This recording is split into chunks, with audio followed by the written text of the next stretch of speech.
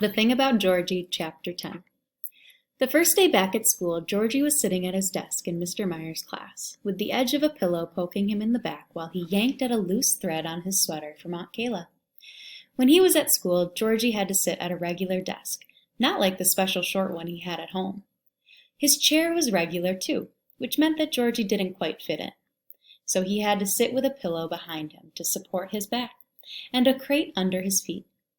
Georgie had told his parents 100 times that he felt stupid sitting like that, and could they please tell Mr. Myers that he didn't need all that stuff anymore. But his parents said they were more concerned about his spine than his pride. Whatever that meant. "Okay, everybody," Mr. Myers announced. "We're going to start working on our president's project, so I need you all to find a partner." Normally, Georgie would have been excited to find out they were doing a partner project. Normally, his head would have shot up as soon as he heard, so he could fix his eyes on Andy across the room. The two of them would have smiled at each other and nodded, the first people in the class to have partnered up.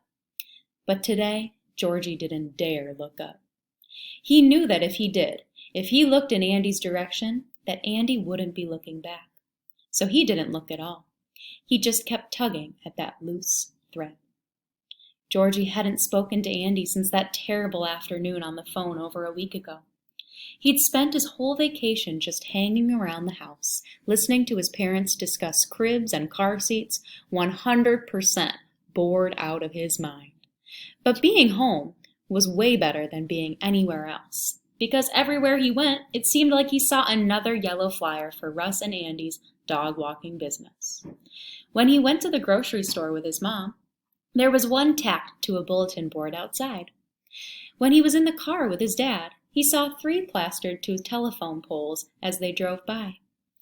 Georgie figured if he wanted to, he really could have his own business like he told Andy.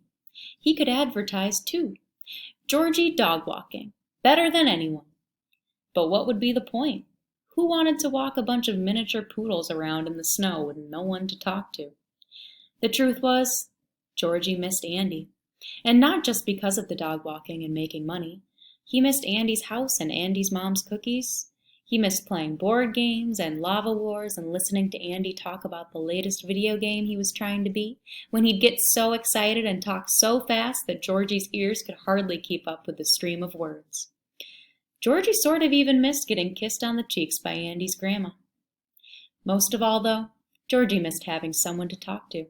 He needed to tell someone about baby Godzilla, that stupid baby who was ruining his life. He certainly couldn't tell his parents about it. Georgie's mom and dad had been so busy thinking about baby Godzilla lately that Georgie was pretty sure they didn't even know he'd had a fight with Andy.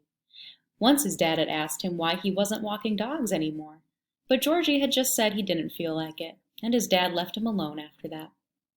And when his mom suggested that he invite Andy over for dinner, and Georgie told her Andy had the flu, she was so busy knitting a pair of baby booties that she actually believed him. Well, maybe his parents were oblivious, but Georgie knew he was in trouble. The word oblivious means they don't have a clue. Andy was going to be partners with Russ for sure, and Georgie was going to be left with no one. Unless he tugged at the thread. No. He knew Andy wouldn't want to be partners with him. Why would he? Georgie knew he shouldn't even bother to look. But there was a little voice in Georgie's head that thought there might still be a chance, that maybe, just maybe, Andy would still pick him. But the whole rest of Georgie's head knew that the little part was crazy. Still, Georgie thought it couldn't hurt to just look. So Georgie looked. He lifted his head and found Andy at the front of the room. And as soon as Georgie saw him, he realized it was too late. Andy was looking at Russ. Georgie had been permanently replaced. He let out a deep breath and shrank back into his seat. Georgie studied the back of Russ's head 1 row up and 4 seats to the left. It made sense, really, that Andy would want to be best friends with Russ. The two of them had more in common than Andy and Georgie had ever had. Andy was a killer soccer player, and Russ was probably the best basketball player in the whole school. Georgie had never even played basketball. Jumping and running weren't good for his back. When they played basketball in PE, Georgie had to walk laps with the asthma kids. It didn't matter anyway, Georgie realized. His hands weren't big enough to hold the ball. He snorted. Who was he kidding? He could be the ball. Is there anyone who doesn't have a partner? Mr. Myers asked the class. Georgie slowly raised his hand. Okay then, Mr. Myers said. Why don't you two partner up? You two? Who else was left? Georgie turned around to see. He couldn't believe it. Behind him, with her hand in the air, was none other than Jeannie the Meanie. Chapter 11. 4 days later, Georgie and Jeannie were sitting in 2 chairs squeezed together in front of a computer in the school library. Their whole class was there for an hour, and they were supposed to be looking for books for their projects. Georgie was pretty sure, though, that Jeannie had no idea how to use an online catalog. Type in Lincoln, comma, Abraham, Georgie told her for the 40th time. Jeannie blew her thick brown bangs out of her eyes and typed in shoelaces. Then she pounded the keyboard when the computer screen informed her the search produced no results. She typed in rodents. Georgie felt like screaming. Will you please let me do it, he said. No, wait, Jeannie told him. I found a lot of stuff this time. Georgie rolled his eyes. He'd been pretty upset when they'd been assigned Abraham Lincoln and not George Washington, but not nearly as upset as he was that he had to work with Jeannie the Meanie every Friday for 6 whole weeks. Hey, Jeannie told him, in a voice that was much too loud for the library. Did you know there's a book called Mice Are Nice? We should check it out. Jeannie, will you just let me type? Why? Are you going to look up books about shrimpozoids like you? Georgie narrowed his eyes at her. Something in your eye? She asked. Before Georgie could tell Jeannie exactly how much he hated her, he noticed Mrs. Chinsky, the librarian, coming over to check on them.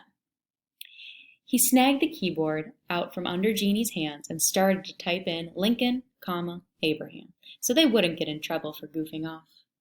And how's it going over here? Mrs. Chinsky asked them. Are you finding everything you need? Oh, yes, Jeannie said. Did you know your library has 23 books about Abe Lincoln? She pointed to the screen. Mrs. Chinsky smiled. Well, I didn't know the exact number, she said. It's 23, Jeannie told her. Georgie hated when Jeannie the Meanie acted nice in front of grown-ups. It made him want to barf.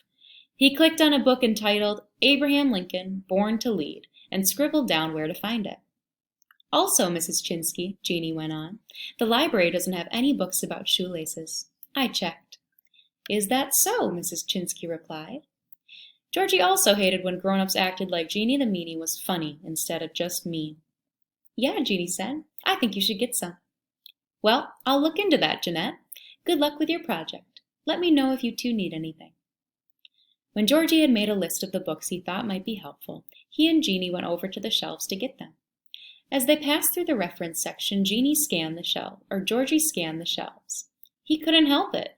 Every time he was in the library, his eyes naturally drifted to a particular book. It was called Little in a Big World, and it was a book about dwarfs. It had been in the library for years, and Georgie was pretty sure that Mrs. Chinsky had gotten it because of him, like if kids wanted to check it out to learn about him or something. Georgie had flipped through it once. It had pictures of dwarfs in it, some who looked a lot like him, and some who didn't at all. It talked about what it was like to be a dwarf, and stuff that was hard and stuff that wasn't. Georgie had looked in the front of the book, too, to see who had checked it out, but there were no names on the catalog card. At the time, he wasn't sure if that made him happy or not. It kind of stank to know that no one wanted to learn about him, but in a weird way, it made him feel a little more normal, too. Like maybe he wasn't different enough that people thought they should learn about him. It was sort of strange anyway, having a book about him in the library. No one else in the entire school had a book about them. Georgie didn't see the book on the shelf, but he didn't have much time to look either, because Jeannie was starting to drift over to the section on rodents, and he knew if he didn't catch her quickly, they'd never get anything done. Georgie and Jeannie were allowed to check out only 2 books each, so they had to go through and decide which ones were the best. Actually, Georgie had to go through all of them, because Jeannie just sat next to him at the round wooden table and doodled on the cover of her notebook with a pencil, humming loudly in his ear. She stopped humming just as the tip of her pencil broke on her notebook. She grabbed Georgie's pen from his hand. Mind if I borrow this? Thanks. Georgie dug another pen out of his backpack and flipped through Lincoln, head and shoulders above the rest, trying to block out the sound of Jeannie's humming, but it was really hard. Hey, she said, nudging him with her elbow. Want to see what I'm drawing?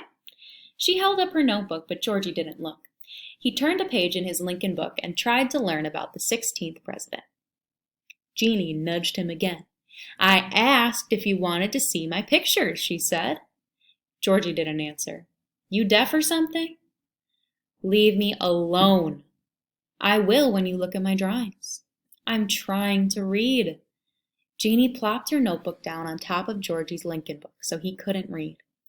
Georgie pushed the notebook aside. Hey, Jeannie said, just look at it. It's good. You'll like it. Why don't you read a book like we're supposed to? Because I'm trying to show you my art. Jeannie held the notebook in front of Georgie's face. Just look already. Georgie looked. On the cover of her notebook, Jeannie the Meanie had drawn a picture of their class. The students were standing in a long row, every one of them, and each picture was labeled with the person's name underneath it. And there, at the end, was Georgie, short arms, fat head, and all. Georgie swatted the notebook away. Leave me alone, Jeannie. Jeannie flared her nostrils for a second and looked like she was going to say something mean, but instead she took up humming again. She put her foot up on the table and began writing on the rubber around the bottom of her shoe. For a second, Georgie found himself staring at her rat's nest of hair. Her sloppy ponytail was just off-center, and Georgie wished she'd fix it. It was really starting to bug him. Jeannie the Meanie was the only person in the world who could manage to have annoying hair. Georgie turned back to his book and tried to concentrate, but Jeannie's humming seemed to be getting louder by the second. Why couldn't he have a partner who actually did stuff? He was going to get stuck with all the work, he could tell right now, and when it was all over and they'd turn in their report, Jeannie the Meanie was going to smile at Mr. Myers and pretend like she'd actually helped. And only Georgie would know that all she'd really done was write on her shoe. He saw a flash of white hair in the corner of his eye and turned to see Russ and Andy selecting a book off the shelves. They weren't writing on their shoes. Georgie looked back at Jeannie. He should tell her now before things got out of hand. Jeannie, he'd tell her, you gotta do stuff. I'm not gonna do all the work. But what he ended up saying was, why'd you write jaw on your shoe? Jeannie was now doodling a flower on the knee of her jeans. 'Cause that's my initials, she said. Georgie snorted, and Jeannie's head shot up. What? She said. Well, that's kind of dumb. It's not, Jeannie huffed. She pulled her shoe up to her face to look at it more closely. Is not, she said again, putting her foot back on the floor. She looked up at him. Why? What are your initials then? Georgie shook his head. Not telling. Come on, she threatened him with his own pen. I'll poke you. No, stop it. Then you better tell me. No way. Jeannie raised the pen, poised and ready to jab Georgie in the arm. Tell me. Georgie rolled his eyes at her. No, he said. She glared at him for a second and then set the pen on the table. Just tell me your middle name, she said. No, leave me alone. Mine's Anne. I don't care. Yours must be awful. Georgie could tell she was trying to draw it out of him. It wouldn't work. Is it Hector? No. Gerald? No. Bartholomew? No, just help me look through these books, okay? I'm not going to do all the work, you know. You have to help, too. Fine. Jeannie grabbed a book from the middle of the stack so that 5 books toppled to the floor with a loud thud. Georgie could feel his face burn as everyone in the library turned to look at them. He quickly snatched the books up and piled them back on the table. Jeannie sat calmly, puffing out her cheeks as she read. For about 20 minutes, Georgie thought things were going pretty well. He and Jeannie sat quietly, turning pages slowly and picking up new books every once in a while. Just as Georgie put the last book down, Jeannie tugged on his sleeve, and her face looked excited. You find something interesting about Lincoln? Georgie asked hopefully. Jeannie shook her head. Nope, she said, but I think I figured it out. What? She drew a long black line on Georgie's arm with his own pen and grinned at him. Your middle name's Alfonso, isn't it? Georgie pulled his arm away from her. No, he hollered. Will you shut up? I'm not ever going to tell you." He saw Mr. Myers looking at them from across the room, so he lowered his voice. "Anyway, we're almost out of time. Didn't you find anything yet?" Jeanie stared at him blankly. "About what?" she asked. "About Abraham Lincoln," Georgie said. What was wrong with her? "The guy we're studying." Jeanie nodded, and her off-center ponytail bobbed up and down. "Oh yeah," she said. "I found out loads of stuff." "Like what?" "Like he was tall and ugly and wore a stupid hat." Georgie glared at her. "Great. Thanks. That's really helpful." Jeanie didn't say anything, just went back to drawing the flower on her jeans. "Well," Georgie said, picking 2 books off the table, "I'm checking out these 2 books. You can pick whichever ones you want." When Georgie got to the librarian's desk, Mrs. Chinsky wasn't there, so he stood and waited. He noticed a metal cart that was stacked high with books ready to be returned to the shelves, and he scanned the titles. Little in a Big World. Someone had checked it out. Georgie glanced to the left, then to the right, and as quick as he could, he snagged the book off the cart, turned to the inside cover, and pulled out the catalog card to look at the name. Jeanette Ann Wallace. Georgie snapped the book shut just as Mrs. Chinsky returned to her desk. "Hi, Georgie," she said. "Did you find some books you wanted to check out?" He nodded and handed her the 2 books on Abraham Lincoln.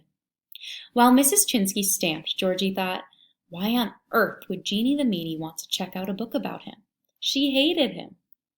Mrs. Chinsky handed him his books, and Georgie went back to the table. He sat down next to Jeanie and looked at her closely. Should he say something? Should he tell her he knew? Jeanie was drawing a snake on her jeans now. Its head was reared back, jaws spread wide, ready to swallow the flower. Georgie was just opening his mouth to say something when the bell rang. Jeanie closed her book with a thud. "Hey, Shrimpazoid," she said, "you should close your mouth before you drool on yourself." And she stuck Georgie's pen in her pocket. Georgie just sighed and leaned back in his chair. That snake, he decided, had some seriously huge fangs.